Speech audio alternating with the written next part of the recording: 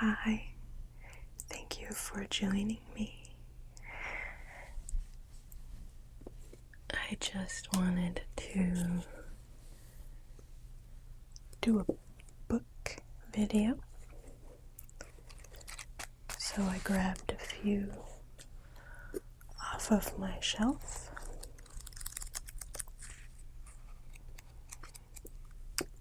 I have somewhat surrendered to reading things on Kindle, but not completely.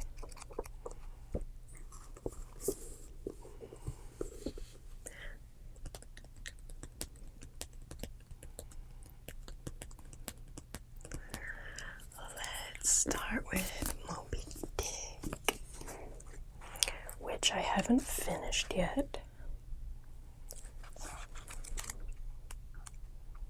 I've been reading for 100 years. It has a lot of whaling facts that I could do without. But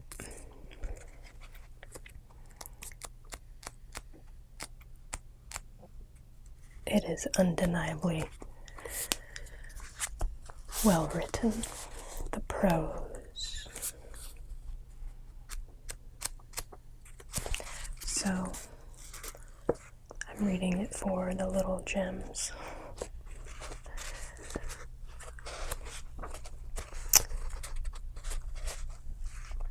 Such as,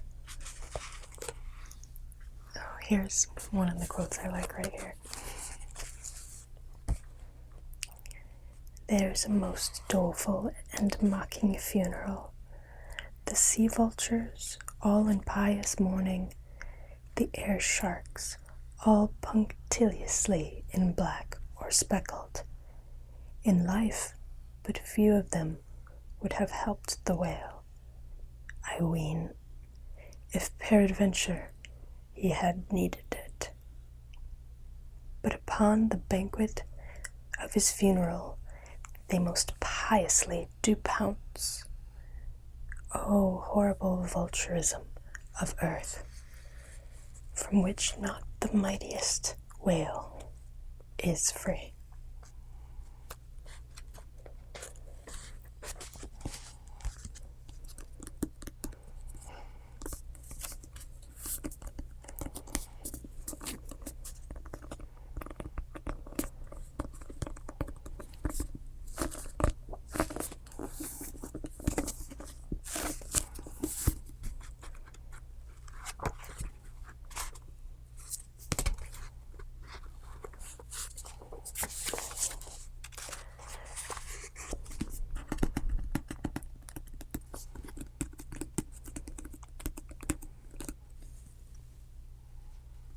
Let's see what else. Farewell to Arms.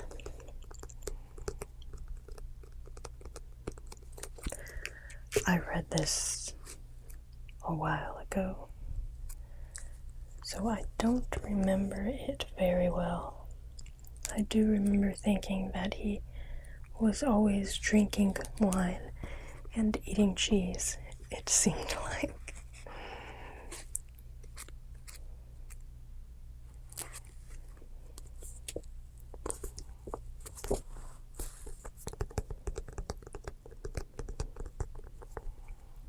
The best American novel to emerge from World War I.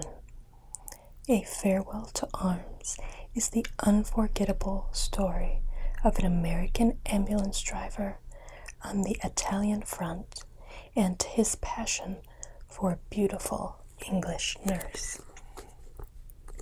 Hemingway's frank portrayal of the love between Lieutenant Henry and Catherine Barclay, caught in the inexorable sweep of war, glows with an intensity unrivaled in modern literature, while his description of the German attack on Caporetto, of lines of tired men marching in the rain, hungry, weary, and demoralized is one of the greatest moments in literary history.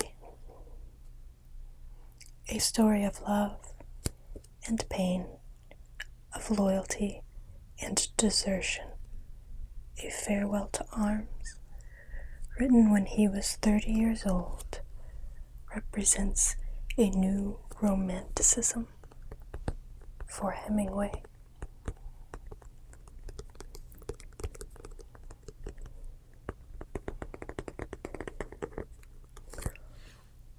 Oh, this reminds me, I went to a house when I was in Key West last year. I went to a house that Hemingway lived in, and it was turned into a sort of museum now. But the best part was they have all these cats on the grounds that just, wander around and do their thing. And they're polydactyl. I think that's the word. So they have 6 toes. And they are supposedly descendants of Hemingway's kitties, which is precious.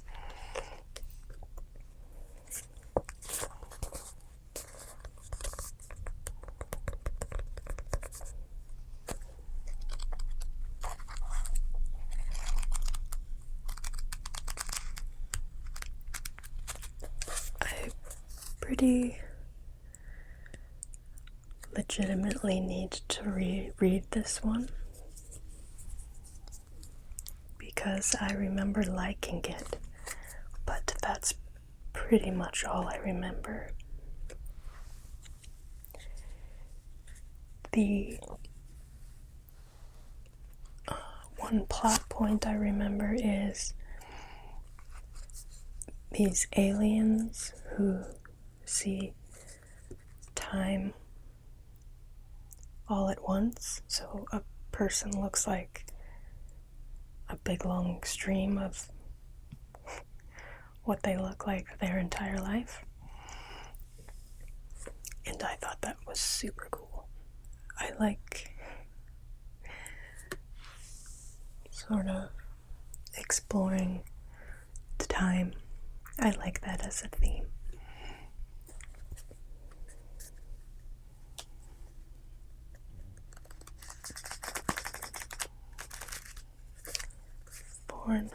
Fahrenheit 451. I should read something from each one, right? Okay, let's go back to Slaughterhouse 5. Kurt Vonnegut is a master of contemporary American literature.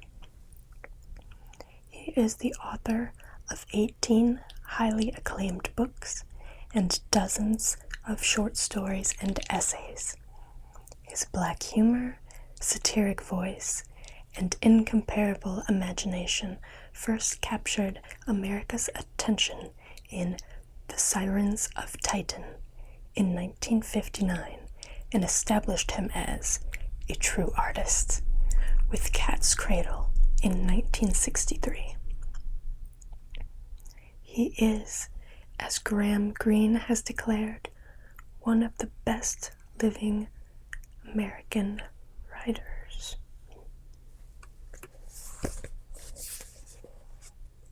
I suspect he's not alive anymore. This is pretty old. This print is 91. God.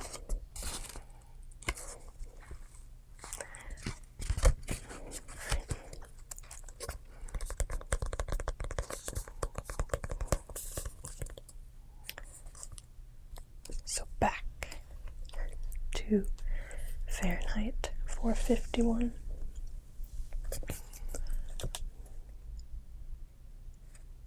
I remember thinking that the plot was fine. I think that's what it's kind of known for, is the sort of dystopian idea of books being burned and knowledge not being accessible, which is fine.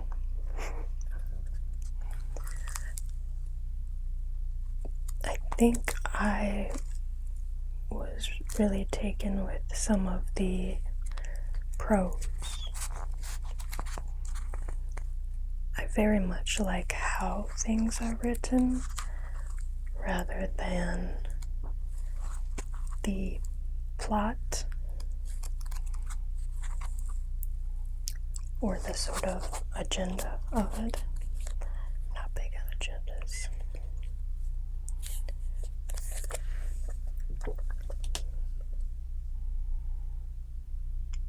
The system was simple. Everyone understood it. Books were for burning, along with the houses in which they were hidden. Guy Montag was a fireman whose job it was to start fires, and he enjoyed his job. He had been a fireman for 10 years, and he had never questioned the pleasure of the midnight runs or the joy of watching pages consumed by the flames. Never questioned anything until he met a 17-year-old girl who told him of a past when people were not afraid. Then Guy met a professor who told him of a future in which people could think, and Guy Montag suddenly realized what he had to do.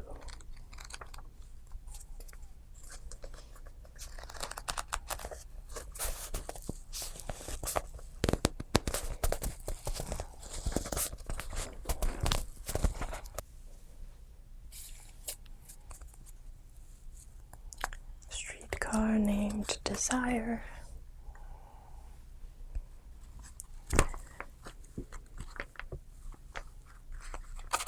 I like this play purely because I love Blanche Dubois. I identify with Blanche Dubois, who does not want to get older.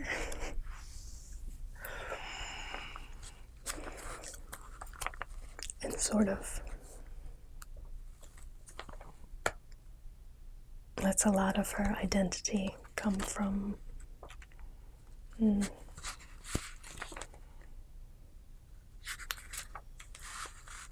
how she looks and what other people think of her.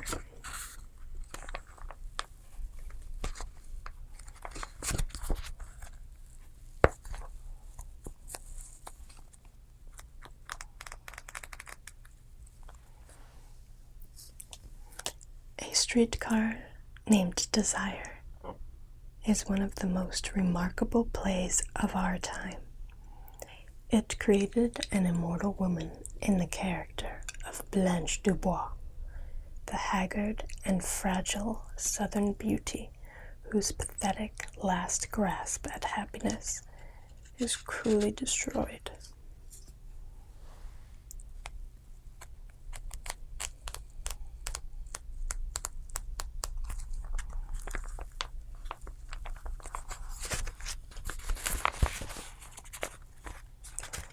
Pictures from the original production in it.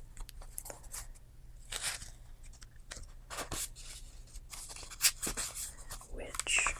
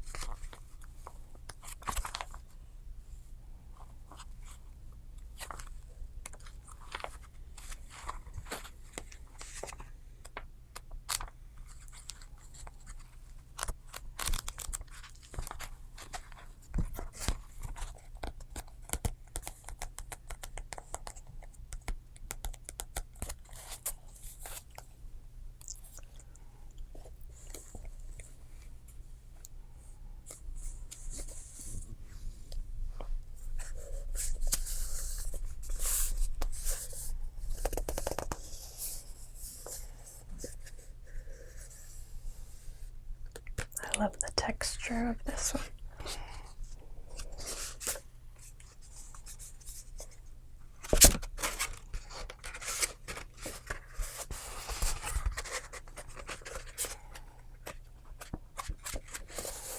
And I love when the pages aren't flat across.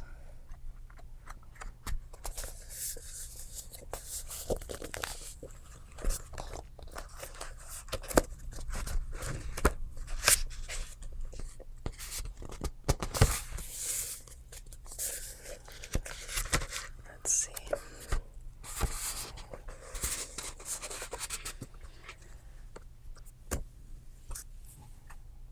Paulo Coelho's enchanting novel has inspired a devoted following around the world.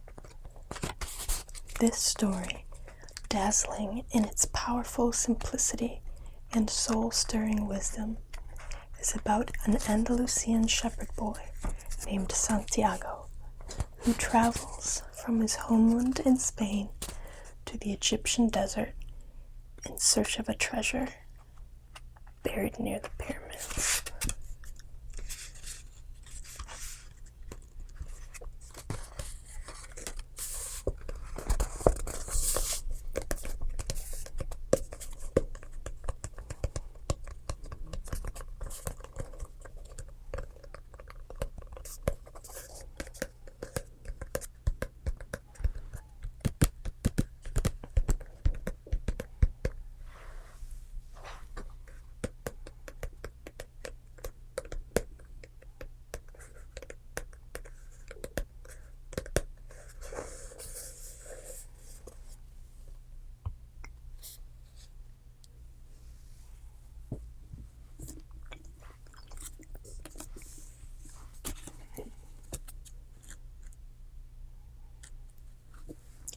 Wuthering Heights, I have tried to like. I don't really understand why people love it so much.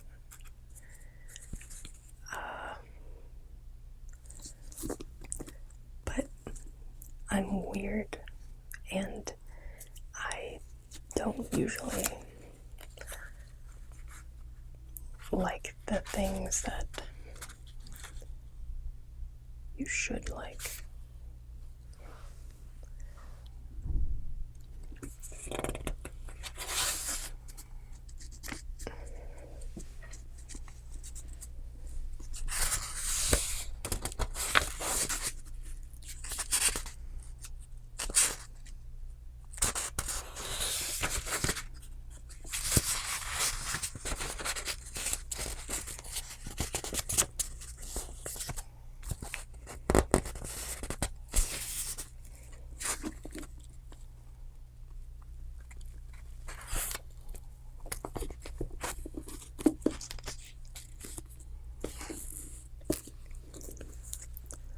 Wuthering Heights, Emily Bronte's only novel, remains one of literature's most disturbing explorations into the dark side of romantic passion.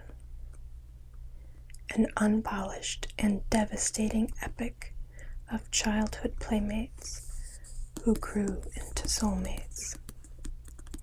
Wuthering Heights revolves around the willfully childish Catherine and the dark Heathcliff, who, in the words of Charlotte Bronte, exemplifies the effects which a life of continued injustice and hard usage may produce on a naturally perverse, vindictive, and inexorable disposition.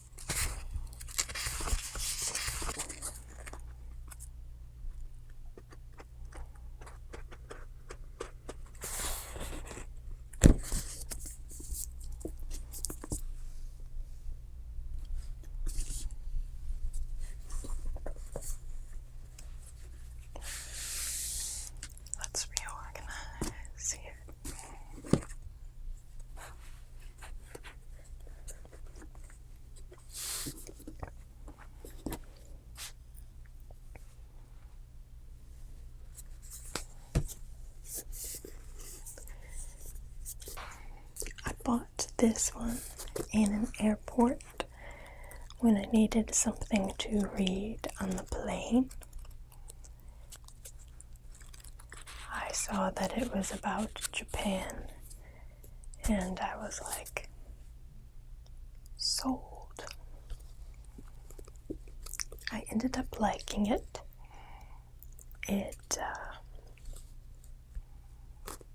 A lot of it takes place in World War II and the bombing of Nagasaki.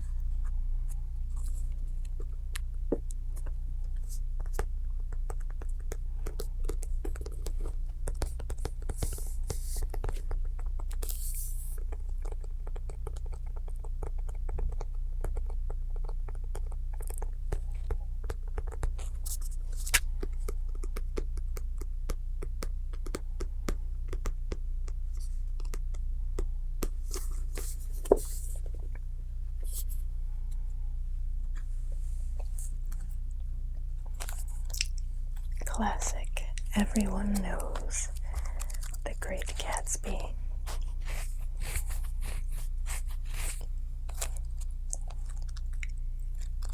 I don't love the story all that much, but the writing, the prose of F. Scott Fitzgerald is so undeniably skilled that I like it just for that, I suppose.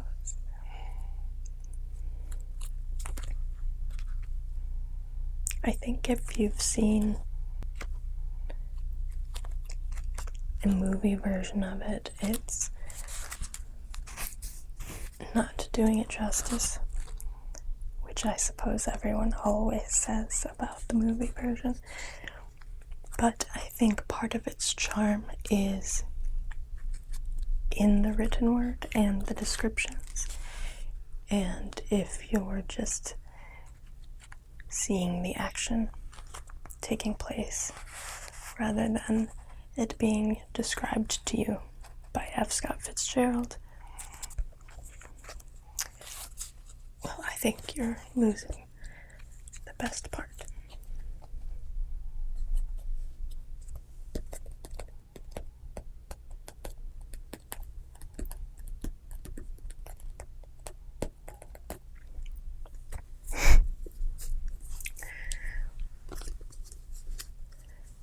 This old girl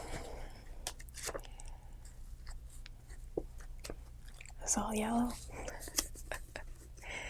and falling apart.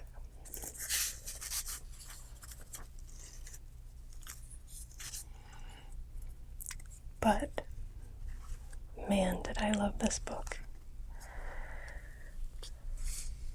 I still do, but especially when I was younger. I think like grade school I read it, and it was so deliciously violent.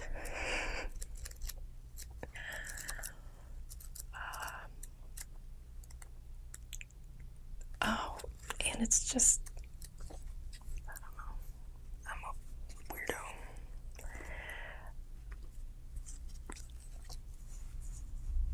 It's a little bit more philosophical than you would expect a book about dinosaurs to be. But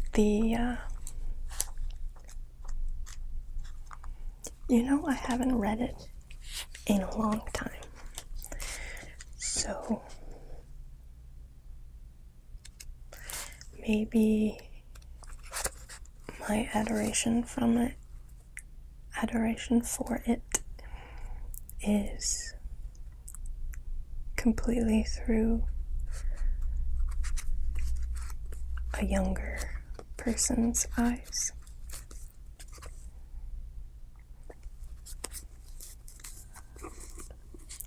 But as you can see, it was my jam.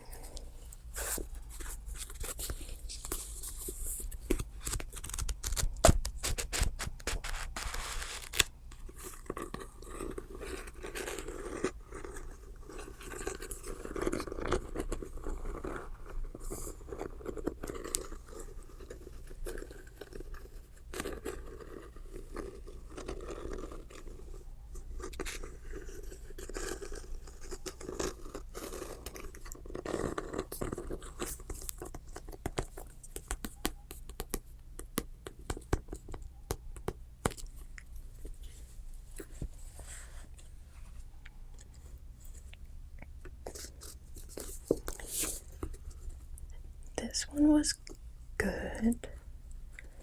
It was pretty depressing.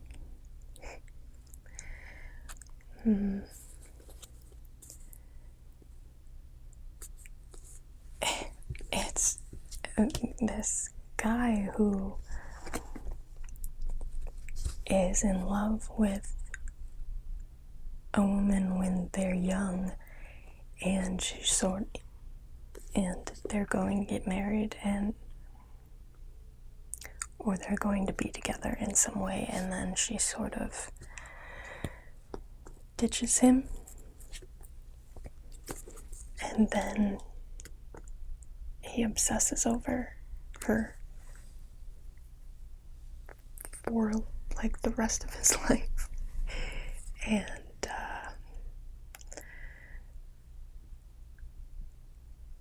she gets married and moves on, and it says 51 years, 9 months, and 4 days after he first declared his love for Firmina, he will do so again. So it's very romantic, but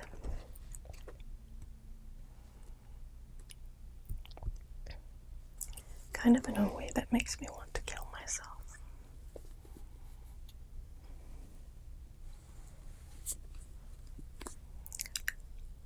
I love this one. I don't care what anyone says. It is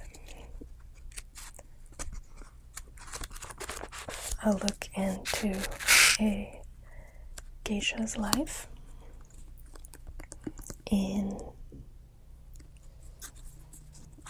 the early 20th century or the late 19th.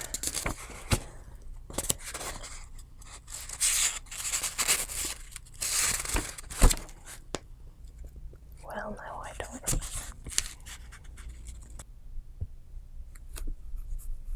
At any rate, it was romantic, which used to be something I was really into, and I love historical fiction, and particularly, obviously, I love Japan. Historical fiction about Japan, and in particular, I love the geishas of Japan. So that's why I love that one.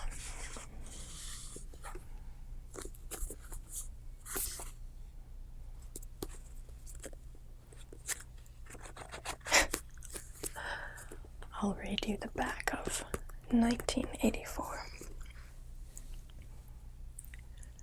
1984 has come and gone, but George Orwell's prophetic, nightmarish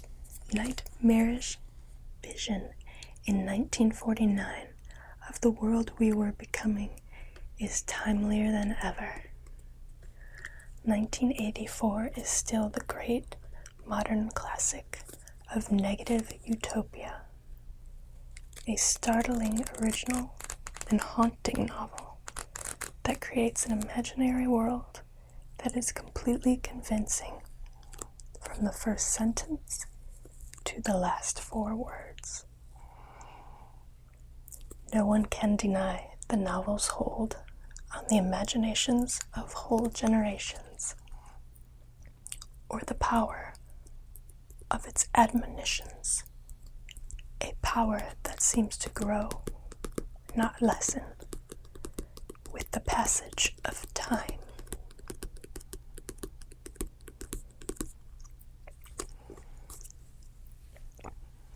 I remember reading this description before I read the book, and how it describes, it particularly mentions the last 4 words. And I won't spoil, but I remember thinking, what could the last 4 words be that would be that profound? And then I got to it and I was like, oh, that's pretty good. In a not good way. Talk about wanting to kill yourself, this book.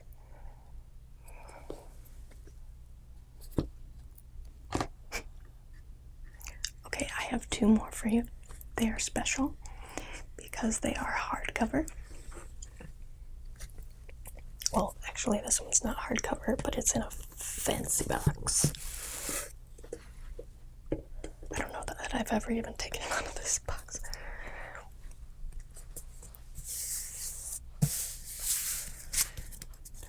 This is Crime and Punishment, which is my favorite classic novel, I suppose.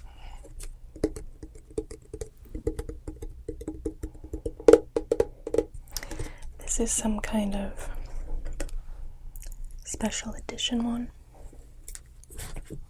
that I received as a gift.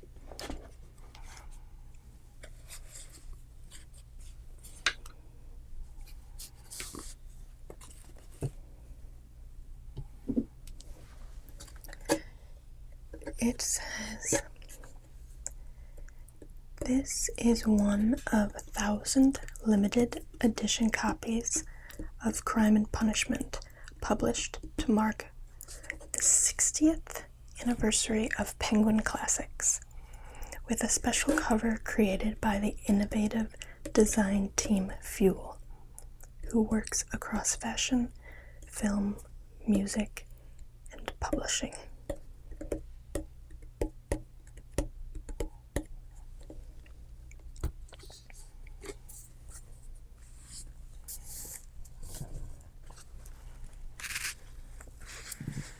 It's a beautiful book.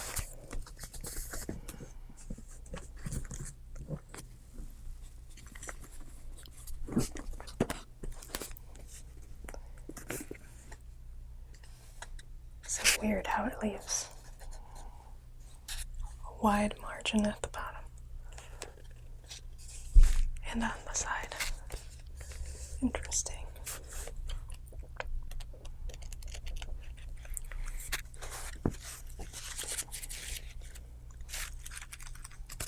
Crime and Punishment is,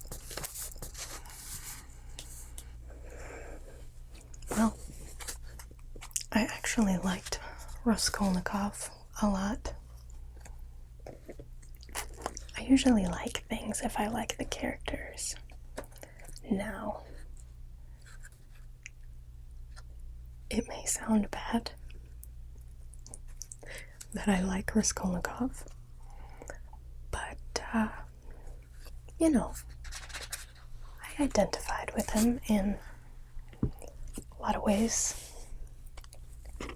other than the whole murder thing.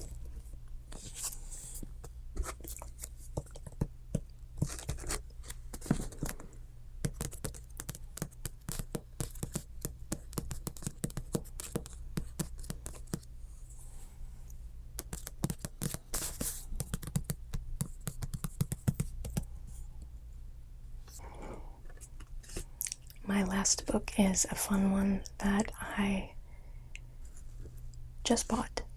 It just came out today.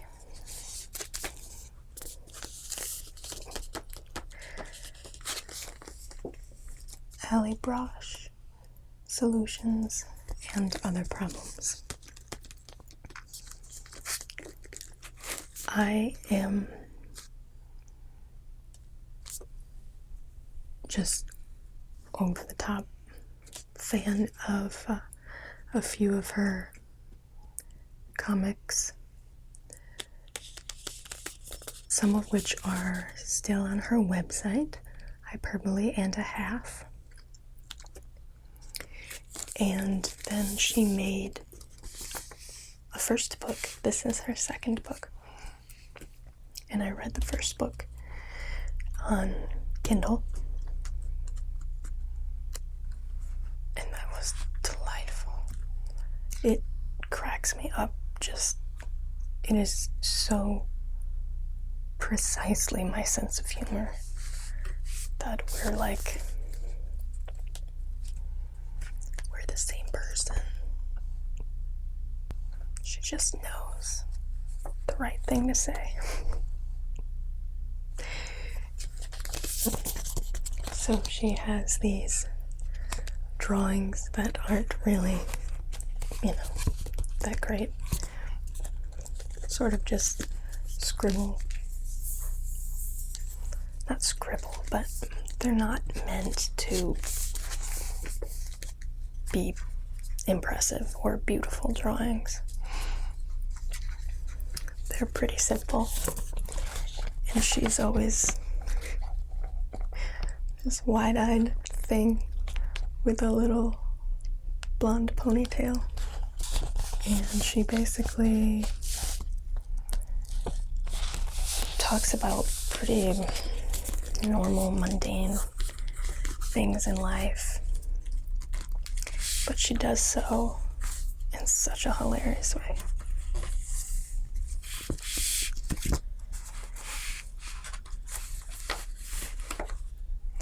My favorite thing of hers is her two depression comics, Adventures in Depression and Adventures in Depression Part 2. Those make me cry laughing. And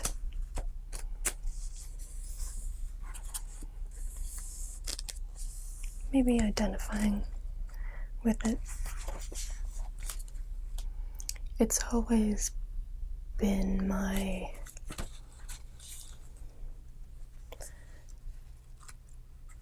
the way I get through anything bad in life is to make it funny. That's how I deal with everything.